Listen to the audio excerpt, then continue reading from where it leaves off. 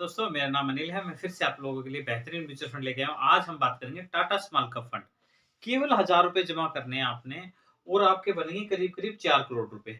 तो आपके 4 करोड़ रुपए कैसे बनेंगे? वो सिस्टमैटिक इन्वेस्टमेंट के अकॉर्डिंग बनेंगे एसआईपी करने पे।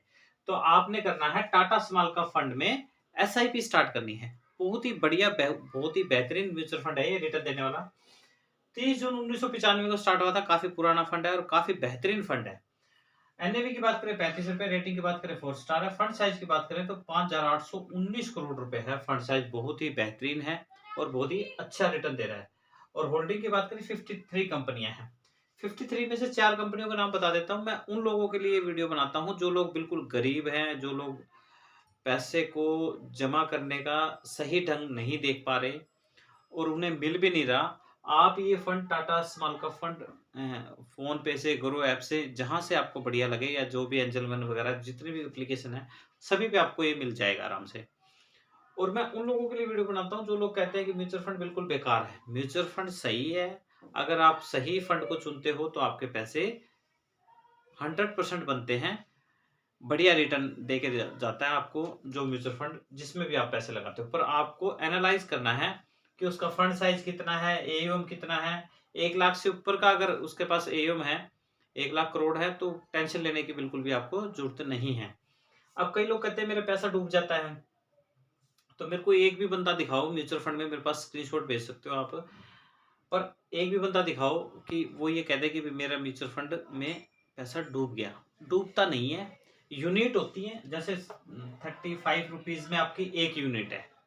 मतलब इसके सिक्के खरीदे जाते हैं। जैसे मान लो गोल्ड को आप लोगे 60,000 में 10 ग्राम, तो उसके 1-1 ग्राम के सिक्के हो गए। वैसे ही ये ₹35 का इसका 1 यूनिट प्राइस है। ठीक है? और कोई लोग कहते हैं पैसा डूब जाता है, तो मैं बताता हूँ कि इन्होंने 53 कंपनियों में पैसा लगा रखा है, जो सारी की सारी कंपनी स्टॉक मार्केट की कंपनी है। आप 53 में से एक कंपनी को भी मेरे को हिला के दिखा देना, आपको मान जाऊँगा। कोई भी कंपनी हिलती नहीं है, क्योंकि रजिस्टर्ड कंपनी होती हैं, वही मार्केट में आती हैं। ऐसे नहीं है, कोई भी कंपनी आई और उठ के मार्केट में आ गई, कल को दिवाला हो गया और आपका पैसा डूब गया। ऐसी कंपनियाँ मार्केट में नहीं आ सकती, क्योंकि ये पूरे डॉक्यूमेंट्स चेक होने के बाद ही मार्केट में आती हैं। तो मैं 4 के नाम बताऊँगा आपको। डीसीबी बैंक है 2.59 के करीब, होंडा है 2.11 के करीब, फिनोलेक्स है 1.65 के करीब, हेल्थ केयर है 2.10 के करीब। ये आप मैं 4 के नाम इसलिए बताता हूँ, क्योंकि लोग सोचते हैं कि मेरा पैसा कहाँ लगेगा। तो अच्छी-अच्छी कंपनियों में पैसा लगता है आपका, ना कि बुरी कंपनियों में। क्योंकि देखो 1995 से इनकी बेहतरीन मैनेजमेंट है, जो पैसे का करीब-करीब 27% रिटर्न निकाल के लेके आ रही है। 27% पैसा आपको कहीं भी नहीं मिलेगा। RD, FD, PF, PPF, LIC, कहीं भी आपने लगा रखा है पैसा, अपना पैसा एग्ज़िट करो और आपने सही फंड में चुनना है और सही फंड में लगाना है। और एक मेरे कहने से भी आप एक स्मॉल कैप फंड अपने पास में ज़रूर रखो। बाकी मिड कैप जिसमें भी आपने ब्लू चिप वगैरह कहीं भी लगाना है, लगा सकते हो। आगे बात कर लेते हैं। एक्सपेंस रेशियो 0.31 के करीब, एग्जिट लोड 1% है, 1 साल से पहले पैसे निकलवाओगे। और एयूम सबसे बड़ी चीज़ होती है, एयूम चेक करनी। 1,36,656 करोड़ रुपए है। टेंशन बिल्कुल भी नहीं लेना, क्योंकि बहुत बेहतरीन एयूम है इसका।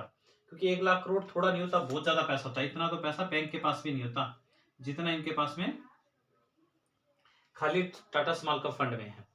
अब बात कर लेते हैं ऑल रिटर्न 27.98 है। इतना रिटर्न कहीं भी आपको मिलता हो तो मेरे को आप लिख के भेज सकते हो कि मेरे को वहां पे मिल रहा है। 5 साल का देखे 28.23 है, 3 ईयर का देखे 37.76 है। मैं एक एग्जाम्पल के तौर पे समझाता हूँ ये बात, कि अगर सन 2000 की बात करें तो 25 रुपए में पेट्रोल था। ठीक है?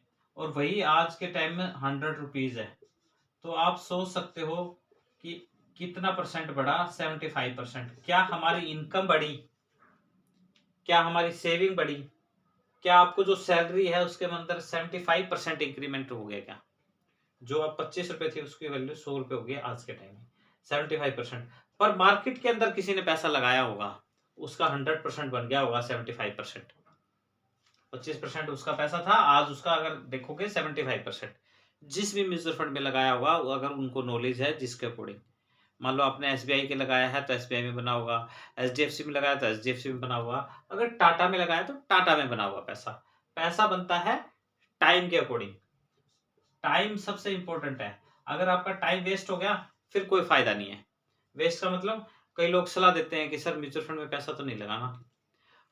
उन लोगों की सलाह सुन के जो बेचारा अच्छा इंसान है, उसके पैसे नहीं लगते मार्केट में और वो फिर से वही आरडी, एफडी, पीएफ, पीपीएफ और सुकन्या योजना, एलआईसी वगैरह में पैसा लगा देता है और जिसके कारण वो पैसा ग्रो नहीं करता उसका। क्योंकि उनमें कितना मिलेगा आपको 8%। अगर मेरा पूरा वीडियो में अगर आपको बात समझ में आ गई, तो आप पैसा 100% लगाओगे म्यूचुअल फंड के अंदर और जो महंगाई है वो 7% है, तो आपका पैसा ग्रो नहीं हुआ, कम हो गया। 1% में आप कभी भी अमीर नहीं बन सकते। अगर अमीर बनना है तो म्यूचुअल फंड में जाना पड़ेगा आपको।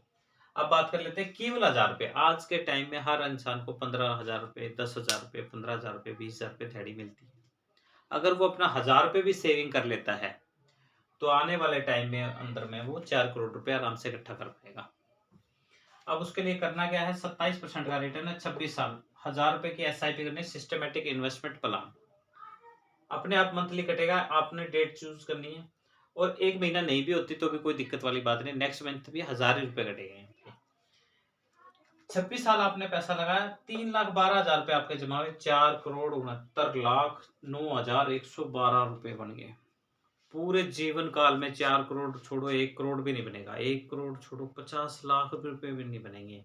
आप जितना ताम झाम सिस्टमेटिक ढंग से कहीं भी पैसा लगा के देख लो, अगर आप म्यूचुअल फंड में नहीं जाते हो, तो मेरी बात ध्यान से सुनो, आप कभी भी रिच नहीं बन पाओगे। आपकी ज़िंदगी तो देखो पैसा जमा करने पे जाएगी, पर आपके आने वाली पीढ़ी को इतना पैसा मिलेगा कि उन्हें आप समझा के जाओगे कि आपने भी आगे ऐसे ही पैसा लगाना है। कंटिन्यू फिर पैसे आपके बढ़ते रहेंगे। तो मैं अपने नेक्स्ट वीडियो म्यूचुअल फंड के बारे में बेस्ट बताने की कोशिश करूँगा। थैंक यू एंड धन्यवाद।